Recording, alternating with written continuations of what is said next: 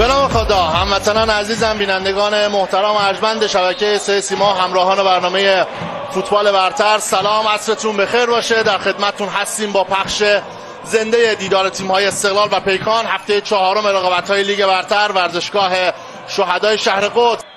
دقیقی بازم آذرباد این کار رو انجام میده. ضربه سر رو هردانی زده و توپ دور شده. یه شوت از راه دور و توپی که به تیر افقی دروازه برخورد کرد و خطرناک به بیرون رفت. حبیب فرعباسی هم برخوردی رو با تیر داشت. چه شوت غافلگیر کننده ای رو زد سجاد جعفری. توپش اول ارتفاع گرفت و بعد فرود اومد رو تیر افقی دروازه. با هم دیگه دوباره ببینیم این شوت تماشایی این بازیکن که کم مونده بود که غافلگیر بکنه فرعباسی و همه استقلالی ها رو.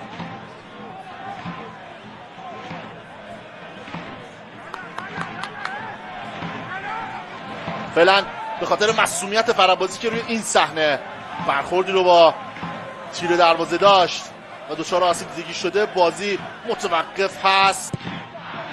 ضربه بلندش میاد به زمین استقلال. عارف آقاسی ضربه سر رو زده ولی رو به عقب، یه اشتباه. فرید امیری تو سر توپ، موقعیت برای پیکان هست برای به ثمر رسوندن گل اول. عارف آقاسی چقدر خوب اومد و ایستادگی کرد. مجددا پیکانی ها موقعیت رو دارن. صادقی تو سر توپ زده، یه بار دیگه میفرسته با کرنر. هردانی لب خط، توپ دور شده ولی مجددا مالکیت با سفیدپوشای پیکان هست.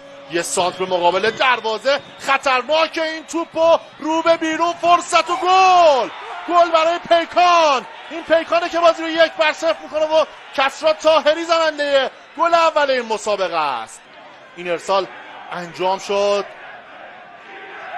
حبیب فرعباسی یه لحظه دچار تردید شد برای خروج و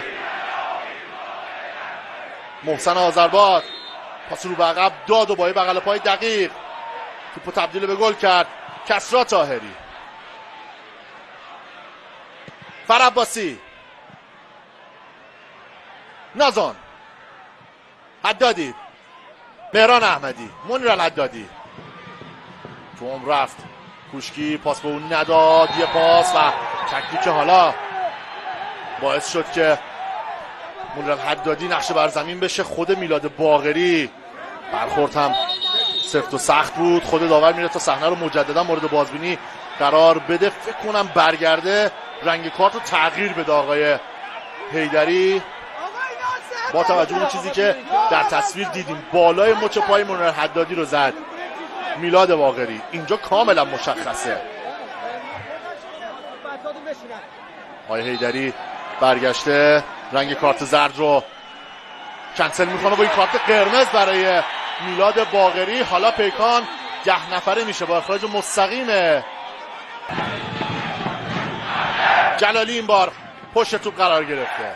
بازیکنان بلند قامت استقلال هم جلوتر اومدن. سانتر بلند جلالی، یه ضربه سر و احمد گوهری توپو برمیگردونه. تعویض کاملا تدافعی، چرا که خط دفاعش یه نفر کم شده بود. آقای دقیقی موقعیت رو ببینیم برای استقلال. توپی که حالا ارسال میشه و ضربه سر رو پیکانی ها میزنن. احمدی نتونست توپ اثرگذار باشه.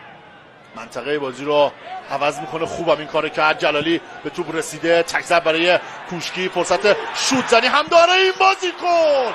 چه شوت تماشایی، چه واکنش زیبایی از گوهری دیدیم. کرنر برای استقلال. گوهری خودش اشاره میکنه که توپ دستش نخورده. باید ببینیم که اتفاق افتاده یا نه. مثل بازی با زوبا هم می‌خواست گل تماشایی رو بزنه که توپ از روی دروازه عبور کرد و به بیرون رفت. ضربه دیدنی علیرضا کوشکی شکست قبلی رو فراموش بکنه. علیرضا کوشکی، فرصت شوت زنی مناسب برای او. گوهری برمیگردونه، مهران احمدی و باز هم احمد گوهری توپو میگیره.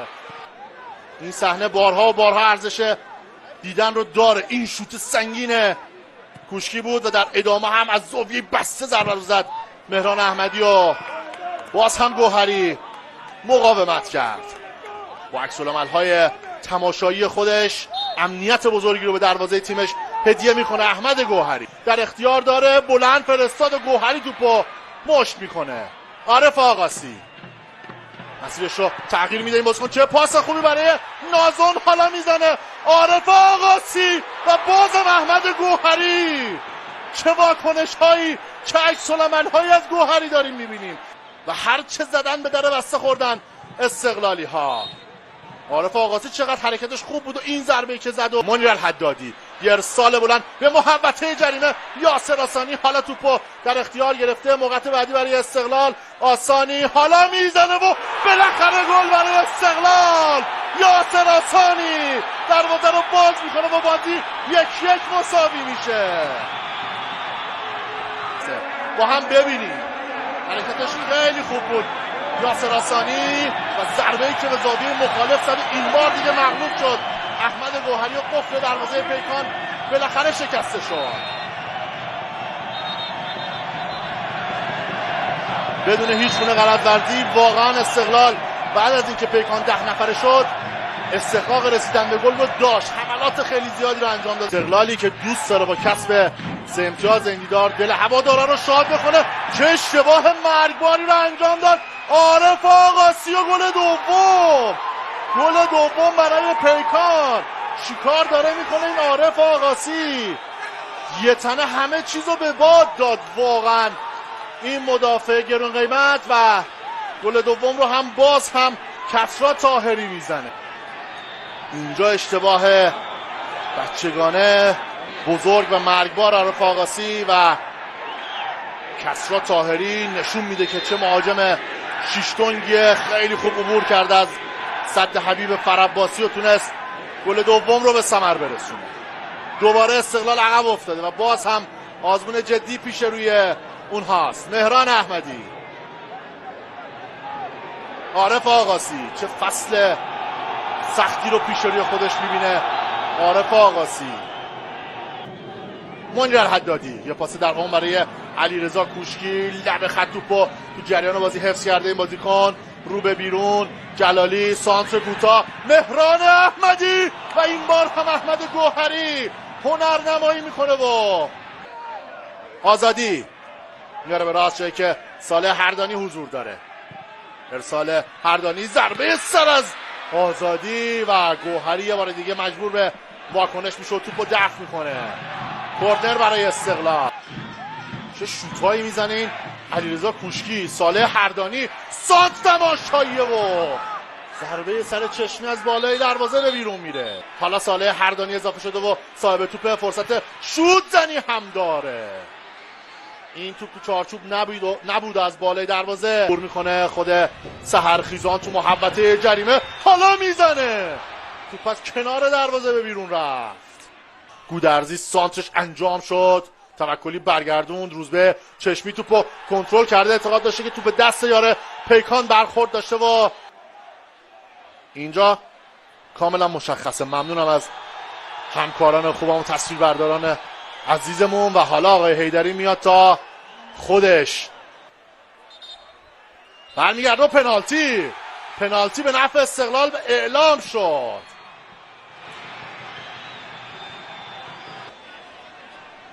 حرکت این بازیکن، آسانی میزنه گل دوم برای استقلال. بازی حالا 2-2 مساوی میشه و تشعشعات باریک نور و امید قلب استقلالی ها رو روشن میکنه. اینجا بود که با ضربه پنالتی خودش فریب داد احمد گوهری رو و بازی یک بار دیگه به تساوی کشیده میشه. لب خط معترضن به داور اعضای کادر فنی پیکان. لب خط به حرکت در اومده گودرزی با گام‌های سریعش به توپ رسیده، ارسالش هم انجام شده. ضربه سر و تیر دروازه پیکان به لرزه در اومد. مشخص بود روی این صحنه، حتی یه گل هم میشد مردود بود. پاس خوبش برای یاسر آسانی، خود آسانی بزننش کارت میگیرن بازیکنای پیکان. آسانی حالا میزنه، میخواست یک تنه قهرمان تیمش بشه ولی میتونست تصمیم بهتری هم اتخاذ بکنه و یک بار دیگه آقای حیدری بازی رو متوقف کرده و آقای بینش او را.